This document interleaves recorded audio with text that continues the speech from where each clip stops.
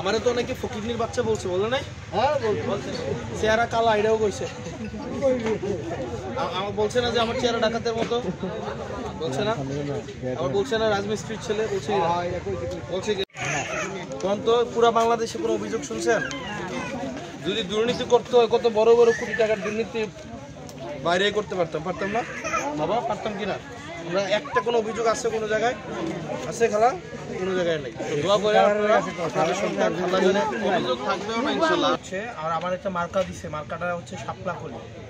শাপলা কি? শাপলা মার্কা, বুঝছেন? এটা দিছে, আপনারা এবার ভোট দেওয়ার সময় আপনারা দেখেন। হ্যাঁ,